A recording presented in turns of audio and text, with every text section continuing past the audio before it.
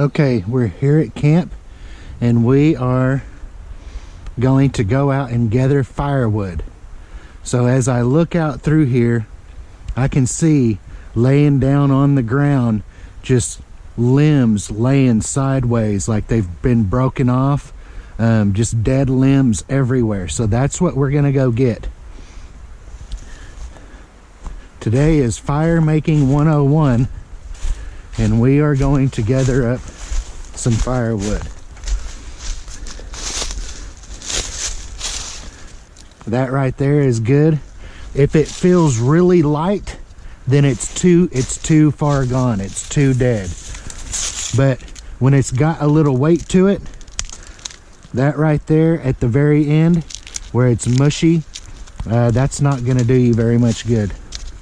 But the rest of this is really good.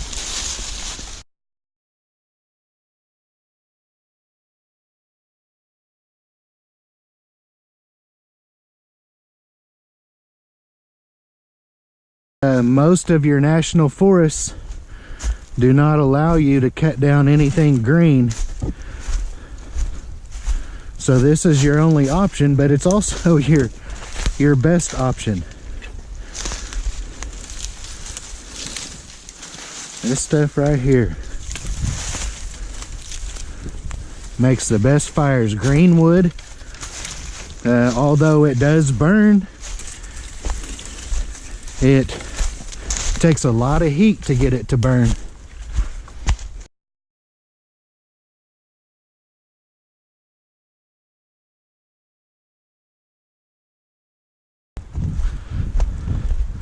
So if we're just going to build a fire this evening, that is more, all of this wood right here, these bigger chunks and those little pieces are more than enough to cook a dinner and sit by the fire for a little while.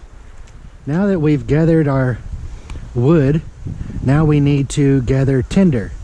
And I can see tinder all around here, all these dead leaves. It hasn't been raining for a while, so all these dead leaves are dry and they'll burn really easy. The dead grasses, and then these. So these are plants that shoot up in the summertime and they die off in the winter. These will never regrow again. They will just sprout new ones from the base again. Okay, now what we're going to do is we're going to build little tinder bundles, and all of this dead grass is perfect.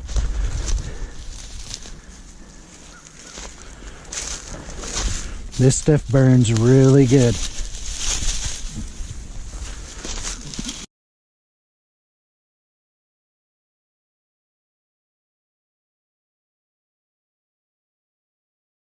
Okay, now we're going to process this wood that we gathered. So what we want is we've got our tinder, our twigs, and now we're going to add to the twigs with a little more substance. So we want to break these off. Spread your hands and you want to break them off about that far. Nothing has to be perfect, but that's about the length of wood that we want to process this down to.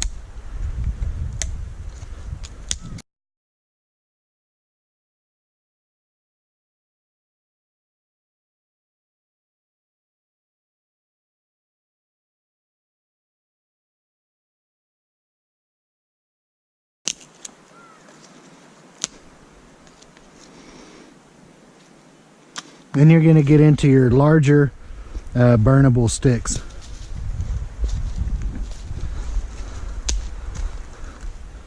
Your knee, Geely, back up. Your knee works really good as a leveraging tool. A lot of this doesn't need it because it is really dead.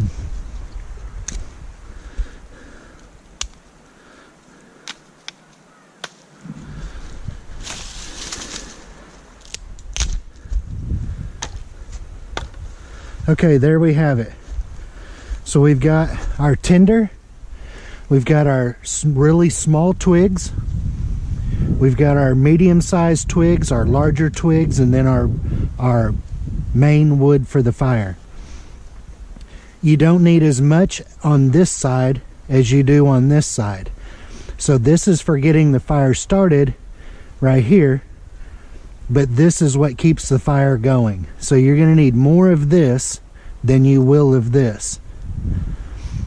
Okay, now what we have to do is right here, we are going to build, here's some more wood that'll help keep our fire going for a long time.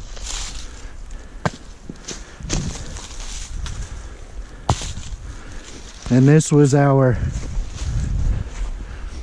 piece of wood for splitting kindling on. So we're going to build our fire right here, but now we need a fire ring. If we was to just build a fire right here, it could easily spread and start just burning up the whole forest. So we have to make sure that the area is cleaned out of as much dead material as possible from right around the fire.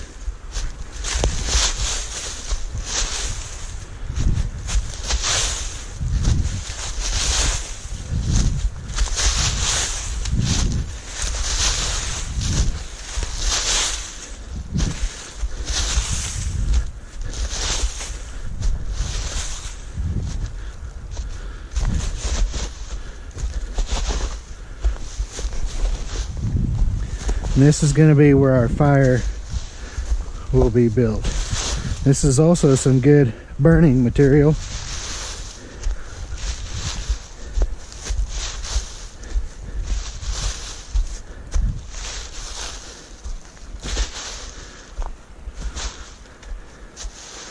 Okay, now we need something to separate this from the rest of it. And what we're going to be using are rocks.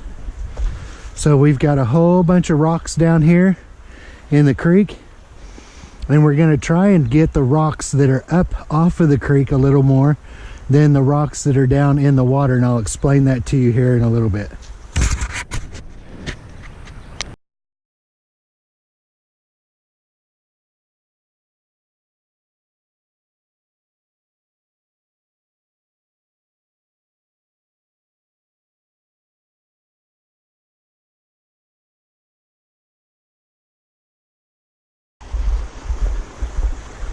Now what I'm looking for is a couple of square-ish rocks that we can put coals in between to do some cooking on.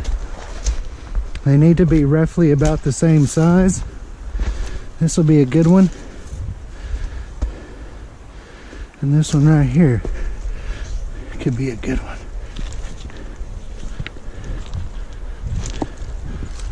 Okay.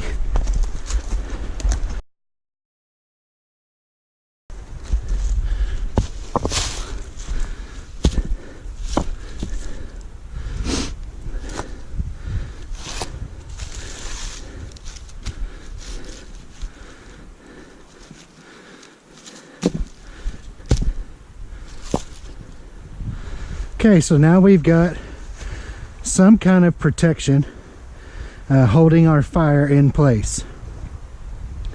It's not a good idea when the ground is as dry as it is to build a fire, at least a very big fire, where sparks can get out and get into all this dead, all the dead leaves and dead grass and catch it fire. The fire at this point could get out of hand really fast, and before you know it, all of this would be burned up. Okay, yesterday we gathered up a bunch of material to start some different fires and show you some different techniques on how to start fire. But we had some company yesterday. My dad and my little nephew came by and spent most of the afternoon with me, and then it got pretty breezy, windy, and I I didn't feel comfortable starting fires out here because of the high fire danger that's out right now. But it was pretty, we got a lot of dew last night, this morning, and there's hardly any breeze at all, so we're going to go ahead with this fire making episode. So we've got a few different things that we can use to make fire. The first, of course, is one of the oldest, and it's a flint and steel, a flint rock and a piece of carbon steel. And what it is you hold the rock in one hand with a piece of char cloth right towards the edge of one of the sharp edges, and you just strike the steel against the flint,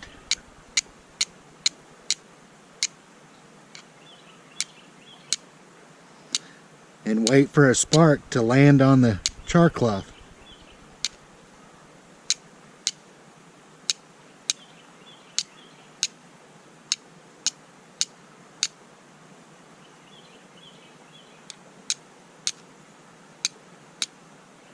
There we go.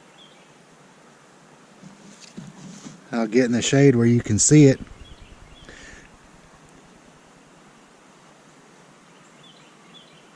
There's how you're going to start your fire right there.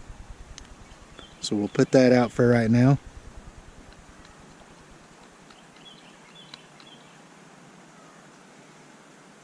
It goes fast throughout that char cloth. And this is just a candle wick that's charred at the end.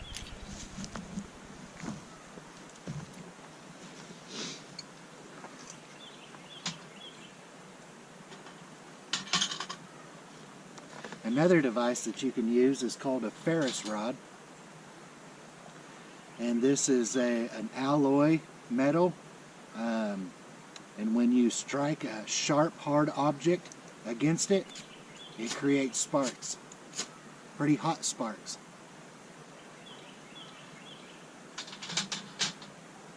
And then a third way, of course, is always a good old lighter. So we've got 3 different ways to start fire here.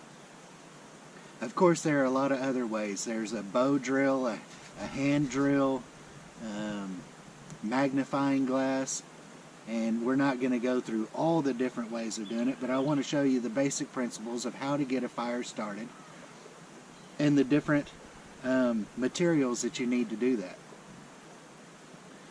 So one thing that is pretty handy to keep around and keep dry is just some wood shavings. Keeping those in a little tin where you can keep those dry is very helpful to get a fire started. Next is just dry grass and leaves. So you can find these on the forest floor everywhere. If it's not raining, they'll be good to use. If it has been raining or has been wet, you can sometimes, if it's just started raining, you can dig underneath the top layer in the forest floor and you can find some drier stuff. And then you can always get wood shavings. If you just take a dry piece of wood, a dead piece of wood, and cut the wet parts off with your knife, you'll get down to dry wood. And then you just create little shavings off of that wood, and I think I've shown you in some other videos where I've created shavings to help get a fire started. And you want your shavings to be real thin pieces for your tinder. Next, it's always handy to carry around, I dropped this, to carry around a cotton ball that has got Vaseline on it. And the way you prepare that is just by spreading it apart.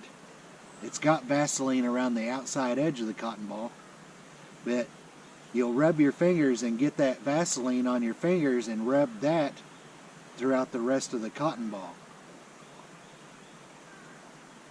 And what you're doing is trying to spread that Vaseline real thin throughout all the fibers of the cotton. If you get your Vaseline clumpy or too thick, it won't catch on fire. Or it'll take a lighter to catch it on fire. But clumpy Vaseline won't burn. It has to be real thin and have a lot of oxygen to it.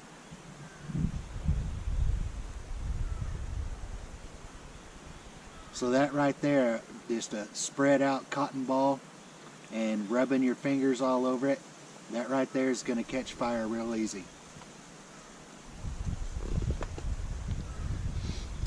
Next is the dead grass and leaves. You can make just a little bird's nest from the dead grass to get you started. You can also make a bird's nest out of just dried leaves. And you don't want just the full leaves and then try and make a bird's nest out of that. You want to process the leaves a little bit. And so what I mean by processing them is crunching them up and breaking the fibers up. And you do it in a circle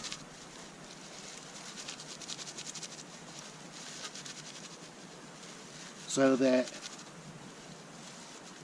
when you're done, get those big pieces out of there.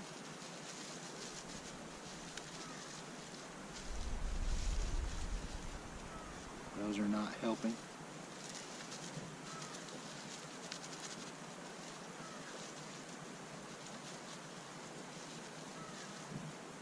So now you've got a little nest of processed leaves, and these are going to catch fire pretty fast. Dried, dead leaves.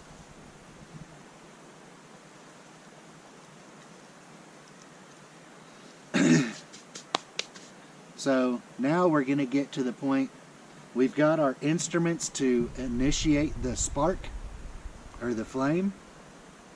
We've got our tinder that will catch that spark and ignite easily. 3 different types of tinder there. 4 different types, our wood shavings also. There's also another technique on your Leatherman. A lot of Leathermans have a saw. And you can just take a dead piece of wood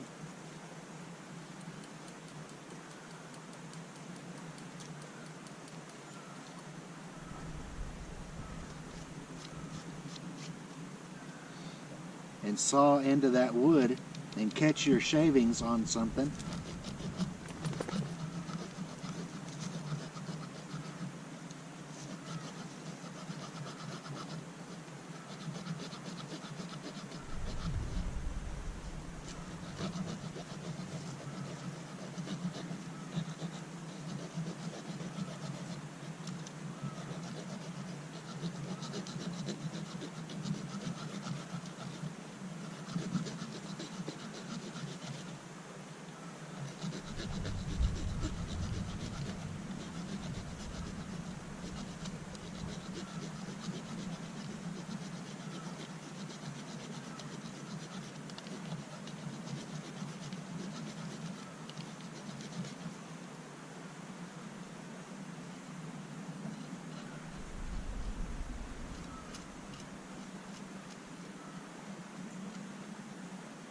That too is going to catch fire really easy. Next, after we've built the bird nest, we want a place to put the bird nest to catch everything on fire. So you're going to build you're going to start out with like a crisscross fire and build that into a pyramid, because you need something for your sticks to lay up against. And I'll demonstrate what I'm talking about. So we're going to lay down a little bit of tinder as our base. Then we're going to use some small twigs that'll catch fire easily. And we'll just lay those down in an H pattern on top of each other.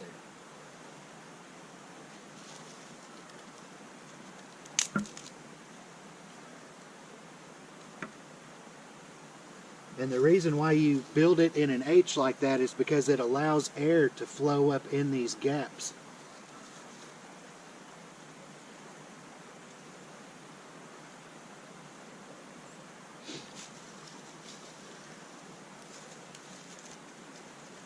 Now we can start building our little teepee.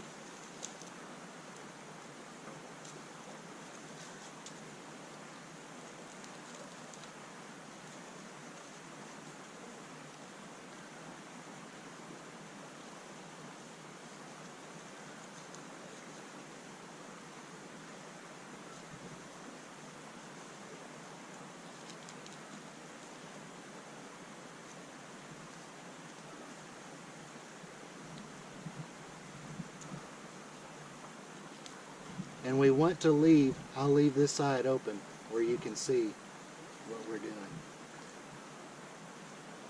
Because you're going to need a pocket to place your bird nest into. Okay?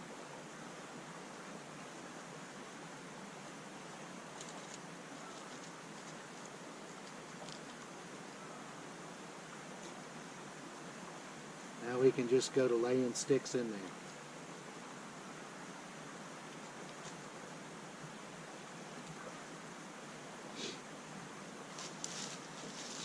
Next are our little bit more robust twigs. These are the things that when they catch fire, they're going to stay on fire for a little while. The stuff that we've put in here right now, it'll catch fire and burn up really fast. It won't hold a flame for a really long time. Now we can take a little bit bigger sticks.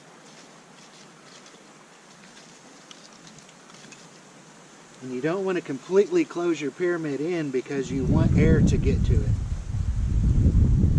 So don't build it so big that air can't easily flow into it.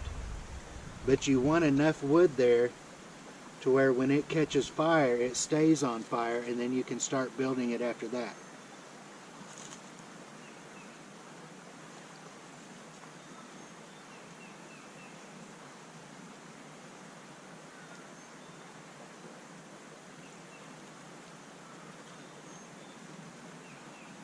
Okay, we've got our little pyramid built, and now we're going to pick one of these methods to start a fire. Some of our tinder, and we're going to put it into the middle of our pyramid.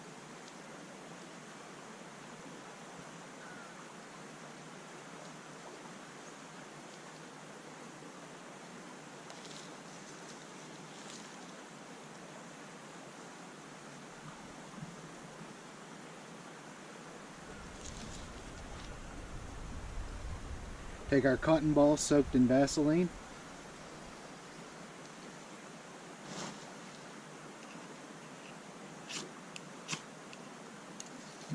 Get that started.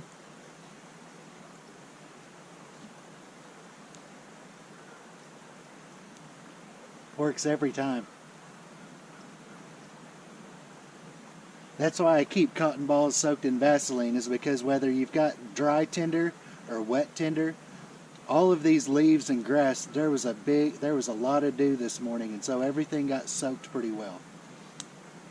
And I didn't keep any inside the tent last night to prepare for what I was going to do this morning. So good old cotton ball soaked in Vaseline, or covered in Vaseline, works every time. It never fails. So there we built our fire. It's going. And now you would just start adding sticks to it. Alright, I want to make some char cloth. So we're going to make some char cloth. You can make your char cloth in this tin just by putting a little hole in the top of your tin. You can do that with your knife. It doesn't have to be a real big hole, just a big enough hole to where it can breathe.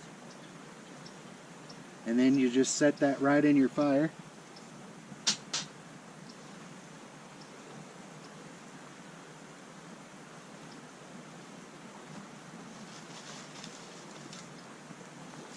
And we'll build the fire around it.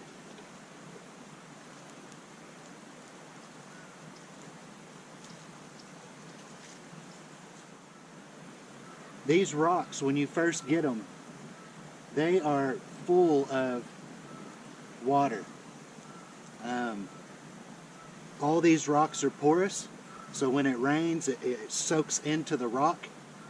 And if you get your rocks too close to your fire and get them too hot too fast, it will turn that water into vapor, and as it turns to vapor, a gas, it expands and it'll start cracking and busting the rock. Sometimes it will happen so fast that it'll bust the rock and it'll go boom like a dang 22 shell going off and throw little shards of rock out of the fire, and it could put somebody's eye out. It could hurt somebody. So your best bet is when you first build your fire ring, if it hasn't already been a fire ring for a long time, is to keep your fire small and don't build a really big fire or have your rocks too close to the fire. Let the heat from the fire just slowly start drying the rocks out. If you were going to want to cook with these rocks, I got 2 rocks here and another bigger rock, and you could just situate these in such a fashion. Move some of your hot coals up right into here, and you could set a pan right on top of these 2 rocks and cook whatever you needed to. That is a really easy way to do it. The main point for having these rocks is a barrier between your fire and the rest of the forest. If it's very windy out, of course your fire can escape the rocks, but the rocks help contain the fire in one location and doesn't let it spread. That's the whole point. It also is a barrier between you and the fire. Before you step into the fire, you're going to kick the rocks. If you're not paying attention, if you're standing around the fire talking and whatnot, people moving around the fire, it is also a great barrier between you and the fire. Most camping areas require that you have a fire pit or a fire ring of some sort to contain your fire, for your safety and for the safety of the forest. So we finished our char cloth. We left it in there about 15 minutes or so, and this is now what it looks like. It's just charred candle wick, and that is going to catch fire really, really easy. And that'll stay in our little tin for next time we need to start a fire. So I just showed you how to build a pyramid fire, and now I want to show you how to build a lean-to fire.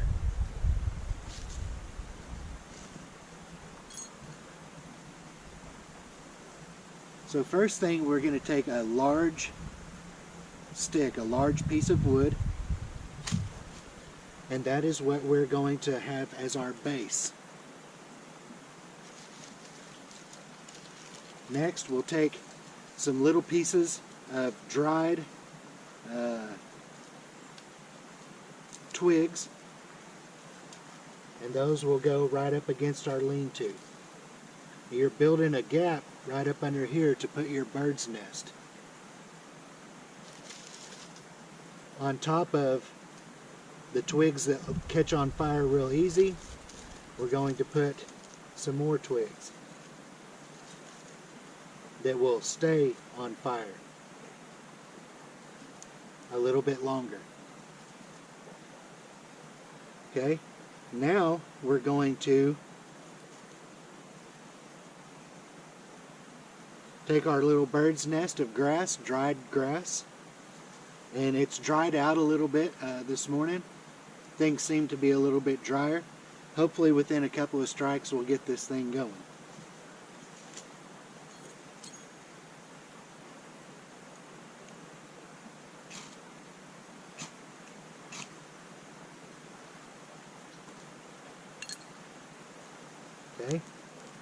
that is going to go right up underneath all your sticks.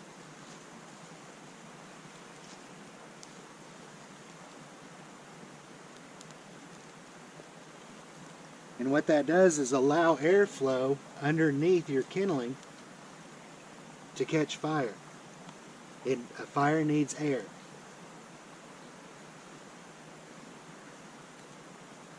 Air, heat, and fuel. Oxygen, heat, and fuel.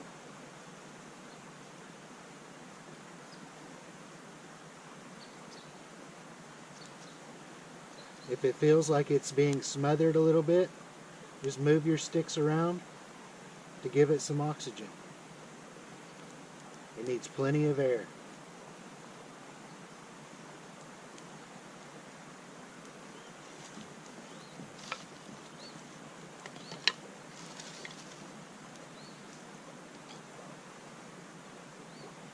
Once you're sure that your kindling has caught fire, then you can go ahead and start placing some bigger sticks on top.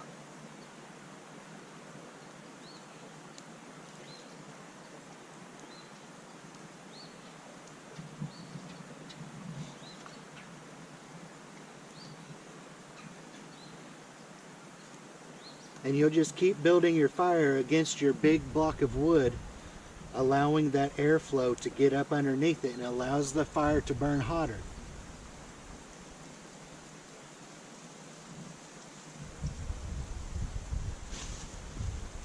So there you have it. If you can build a pyramid fire and a lean-to fire, you're set. You're going to be able to build a fire anywhere. The next thing that I want to do before I close this out is, before you leave a fire unattended, you want to make sure that it is put out, and put out completely. If it's smoldering, it is not put out completely. If there's any smoke coming off of it, it's not put out completely.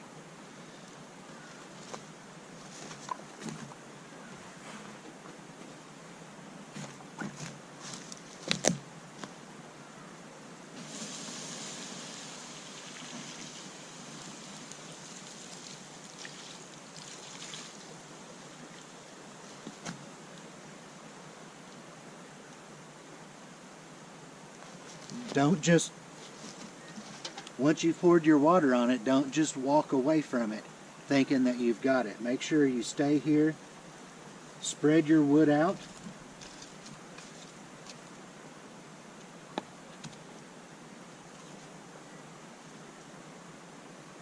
and once it stops smoldering, that's mostly steam coming off of there, you can leave your fire and walk away from it. So our fire is put out, and we don't have any other need for a fire. We made char cloth.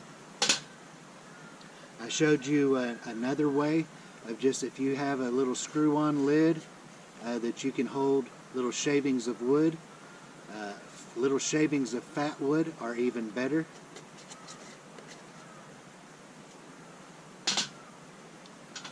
Your flint and steel. Cotton ball and Vaseline, bird's nest made out of grass, the different fire making materials. You've got your tinder, your twigs or your kindling, your medium size or finger size sticks, and then it goes up from there. We also talked about how much material you need. So starting the fire is a very small piece of the process of having a fire. Maintaining the fire is going to require the larger pieces of wood. You can maintain a very small fire, a little bitty cooking fire, with smaller pieces of wood. And if you had to build an evasion type fire where you did not want your fire to be seen, it's pretty simple to do that. So I don't have a knife that I really don't like.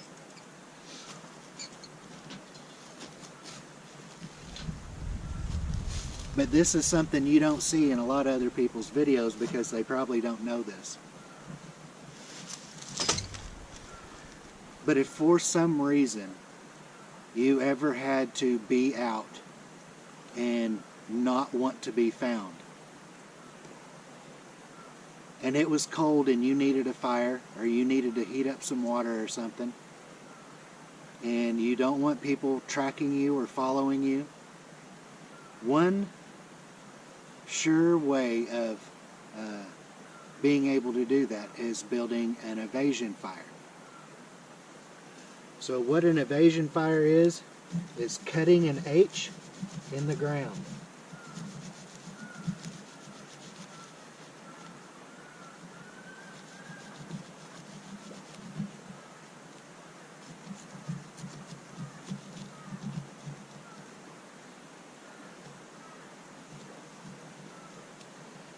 Then you cut up underneath that to get the top layer of soil.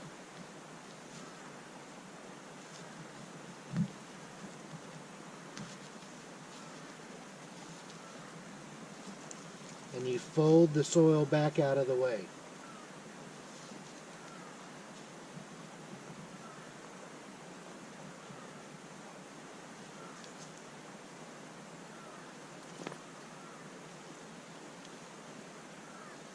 Easy. Now you're going to build your little fire. You're going to take your little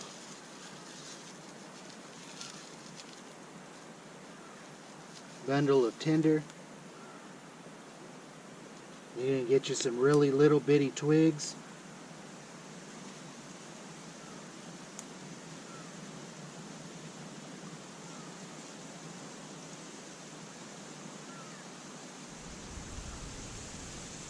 If I can find that stuff right here.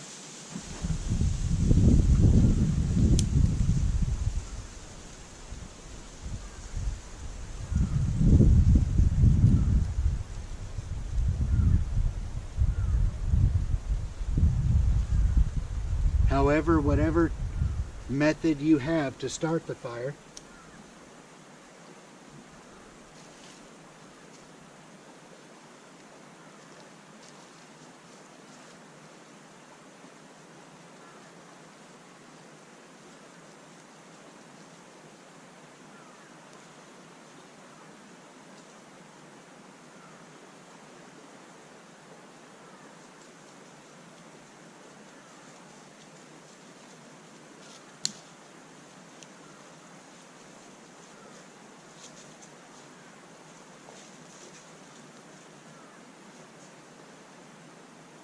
then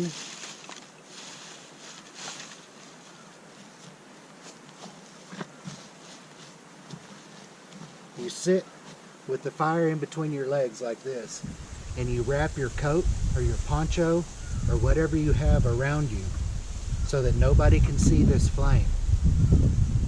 And the drier your wood, the less smoke you're going to have. So you can sit here with your little your canteen cup, heat you up some water. Whenever you're done with your fire,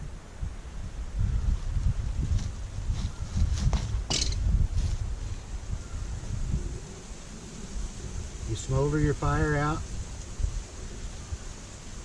and you cover it back up.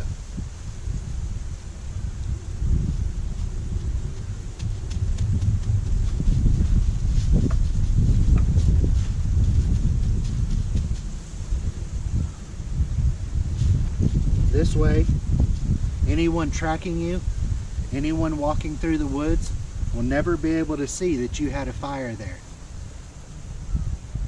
Okay, that's called an evasion fire. Hopefully you never need it, but if you do, it's in your hip pocket.